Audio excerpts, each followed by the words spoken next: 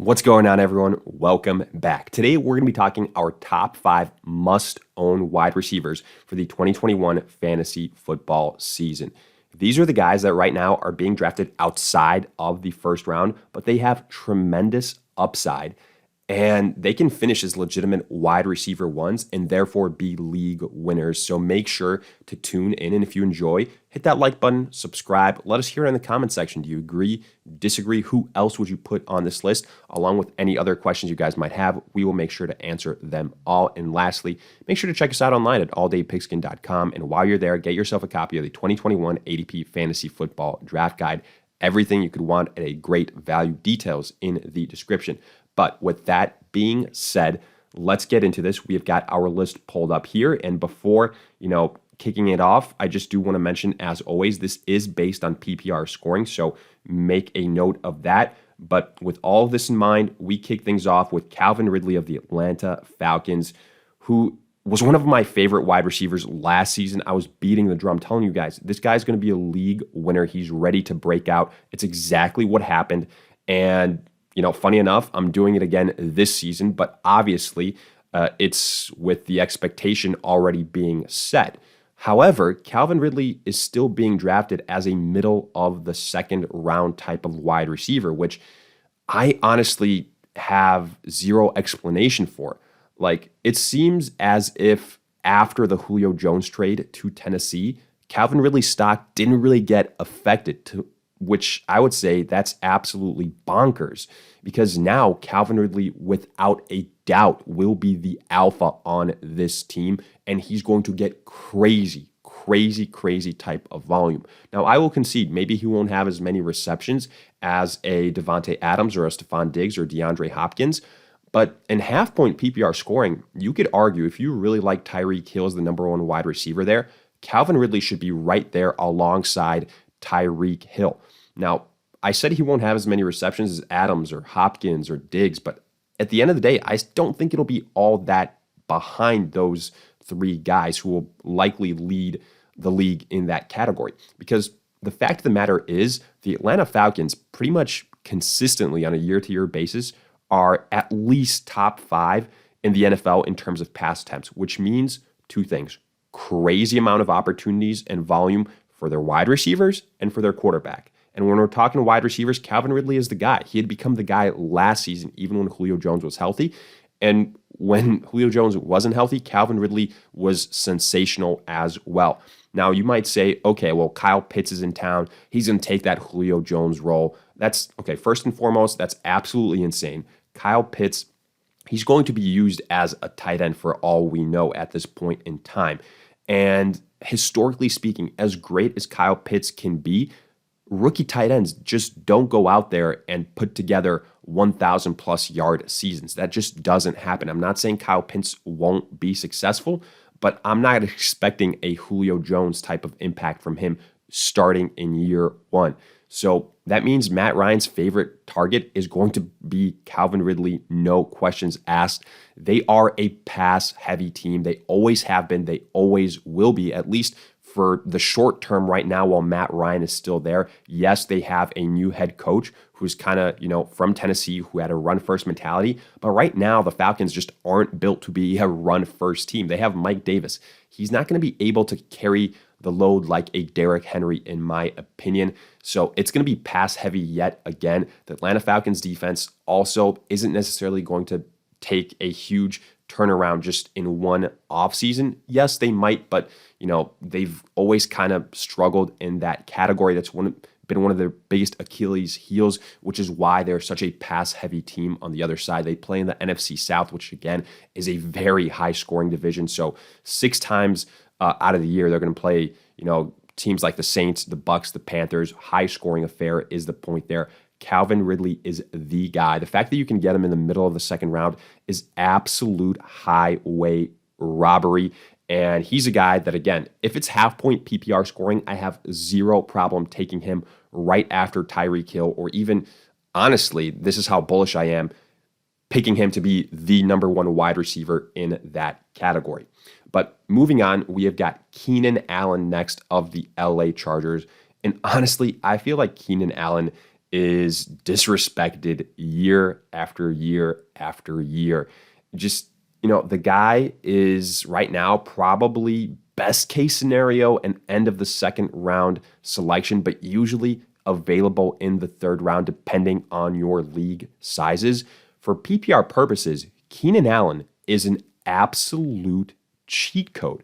I mean, on the LA Chargers offense, you've got Keenan Allen and then Austin Eckler, and then nobody else really is all that reliable. We saw it last season. Justin Herbert is a guy that's going to sling the football. He's not afraid of that. And Keenan Allen is his favorite target. Now, we mentioned Austin Eckler when talking our top 5 running backs that you must own for the 2021 season. Keenan Allen is right there alongside Eckler, but just at the wide receiver position. The offensive line help that the Chargers got this season won't only help their running backs. It'll help Justin Herbert, who therefore will have more time to find one of the best route runners in the NFL in Keenan Allen.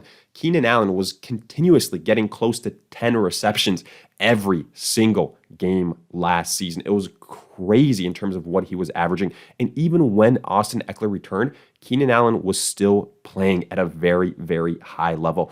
Don't get me started on Mike Williams. Everybody's waiting for a Mike Williams breakout. It hasn't happened in like 20 years.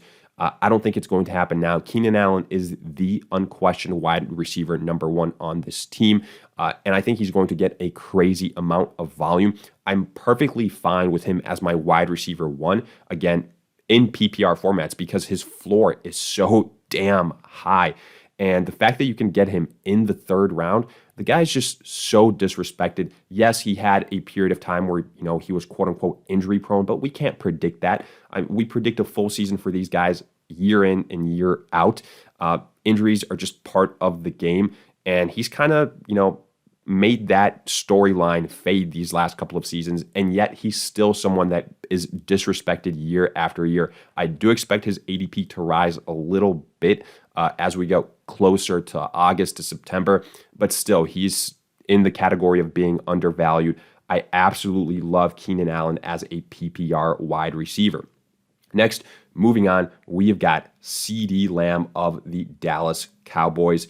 And with CeeDee Lamb, I'm a big CeeDee Lamb fan because right now, things are shaping up for him to potentially transition as the wide receiver 1 for the Dallas Cowboys. You've kind of got, Amari Cooper a bit banged up, Michael Gallup as that number 3 wide receiver. The Dallas Cowboys spent a very early round draft pick on CeeDee Lamb last season, who was, by a lot of analysts regarded as the best overall wide receiver in that entire draft class. And Lamb still had a lot of success last season as a rookie, even without Dak Prescott. And when Dak Prescott was there, Lamb was putting up pretty good numbers. And now with Dak Prescott, hopefully back for the entirety of the season, I love the possibility for CeeDee Lamb. In a lot of different platforms, he's I feel like he has a wide range of ADPs. Right now, I do think his ADP has kind of gone up a little bit with the news of the Amari Cooper PUP list, but I don't think Amari Cooper starts the season on the PUP list, obviously. So I do think CeeDee Lamb's value might take a little bit of a tumble, not by all that much. You'll probably see him and Amari Cooper being drafted pretty close together. But CeeDee Lamb in the end of the third round, even middle of the fourth round, I would say that's pretty realistic. And when you think about it, you're getting a wide receiver with a quarterback that is targeting him very heavily in Dak Prescott. And Dak Prescott, who last season, yes, I don't think that it would have actually happened, but the guy was on pace for over 6,000 yards passing. That is absolutely insane. Now, again, I don't think it would have happened. I don't think it's going to happen this season just because that's such a high number, but maybe with that extra game, we'll see. The thing is, the Dallas Cowboys defense, it's been similar with the Atlanta Falcons defense. It's been such an Achilles heel that the offense has to carry the load. And Dak Prescott, having taken that next step, they kind of started a year and a half ago, he can air out the football, and he will. And CeeDee Lamb right now is that second-year potentially breakout wide receiver. I really like that value for him. Some people might be scared away from, this trio of CeeDee Lamb, of Amari Cooper, and Michael Gallup, which I absolutely understand. There's a lot of mouths to feed, but I think CeeDee Lamb will be the most consistent wide receiver on this offense out of all those guys. With Amari Cooper, we've seen it before. The guy just goes on hot and cold streaks, not all that consistent. I think CeeDee Lamb can kind of take that next step and emerge as the wide receiver one on this team to lead the passing attack, and therefore, potentially being a top 12 wide receiver, no questions about it. Now, moving on to our number 4 guy, we have got Julio Jones. And with Julio Jones, again, yes, he is not, 23, 24 years old anymore. And the Atlanta Falcons just traded him away. But the guy is being drafted as a 4th round wide receiver at this point in time, which to me is absolutely insane. That's crazy good value. The Tennessee Titans, they've got A.J. Brown on one side of the field. Now you put Julio Jones on the other side, defenses aren't going to be able to stop both of them. As long as Julio Jones is healthy, I think he can put together pretty similar numbers to what he was doing in Atlanta. Obviously, not with the same type of upside because the Tennessee Titans are a run-first team, and I don't think that mentality will change. As great as Ryan Tannehill has been for them, I think it just works better for the team as a whole. Dominant offensive line, Derrick Henry just runs it down the throat of opposing teams, and then Ryan Tannehill turns it on, and he can just carry the team when needed. But with Julio Jones there now, I also wouldn't be shocked to see, that balance maybe kind of go in favor of the passing attack a little bit more so. And something worth mentioning, look, Julio Jones, yes, he was injured last year, but when he was healthy, I continue to say this, he was averaging 10 receptions for 100+ yards per game. Do you guys realize how insane that is? Those are bona fide top tier wide receiver number 1 numbers. The guy, if he had gone on that pace, he would have been a top 5 wide receiver, no questions about it. He was balling out for the Atlanta Falcons. And again, the Tennessee Titans defensively, they have some issues there. So I think Julio Jones is in a good position. Again, he's not in quote unquote his prime anymore, but as long as he's healthy, playing opposite A.J. Brown, I think right now, this was one of the better landing spots for Julio Jones when you think about it. He could have gone to a team with a much worse quarterback. He could have gone to a team with a much heavier run-first mentality, or a team where he wouldn't have been as high up on the depth chart, something like that. So for that reason, I actually think that him going to the Tennessee Titans doesn't really hurt his ADP all that much. I had him as a borderline, again, top 10 wide receiver before the trade, and I really am not budging from that right now. So getting Julio Jones in the 4th round, the guy hasn't all of a sudden forgotten how to play football. That is an absolute steal, and I'd be fine with him as, again, a mid-level wide receiver 1 for the entire season. But with that being said, let's get to our final wide receiver that I want to touch on here.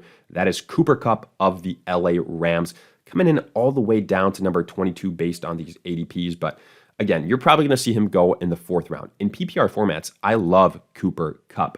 And I've said this before, Robert Woods, wherever you see Robert Woods, you see him here, 5 spots ahead of Cooper Kupp. That makes zero damn sense to me, because Cooper Kupp and Robert Woods, other than the touchdowns, put almost identical stats up in terms of receptions, in terms of yardage. There might be plus minus 10 receptions, which I think would be the max, and plus minus 100, 150 yards, something like that. And again, I think that might be the max when it's all said and done.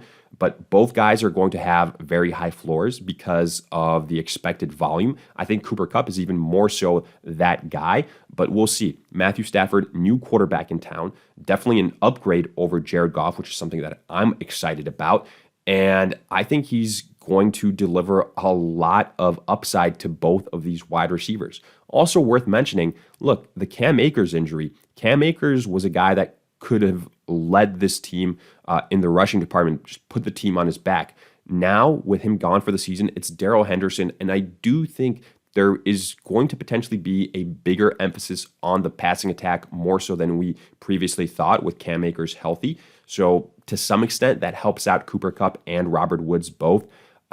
If you're drafting Robert Woods in the third round, that's exactly where Cooper Kupp should go. I love him as a low-end wide receiver one. I think he's going to be very consistent in PPR formats, and he has that huge upside as well. We've seen him explode before. And even though, he's not going to put up 30 plus points every single week, again, for the most part, he has a relatively safe floor. So I really, really like Cooper Kupp. The Rams also have a great defense, which means, theoretically, more opportunities for their offense, more scoring opportunities, more volume for Cooper Kupp. You get the picture. Again, getting Cooper Kupp in the fourth round, I'd be all right having him as a low-end wide receiver one. You plug him in as your wide receiver two on your team. That is absolutely sensational. So with that in mind, Cooper Kupp really rounds out what I think is a stellar top five list of wide receivers that absolutely have to be owned for the 2021 fantasy football season. But hey, let me hear it in the comment section. Do you agree, disagree, along with any other questions you guys might have? We will make sure to answer them all. And as always, if you enjoyed, hit that like button, subscribe, and lastly, check us out online at alldaypigskin.com. And while you're there, get yourself a copy of the 2021 ADP Fantasy Football Draft Guide. But with that being said, we'll see you guys in future videos.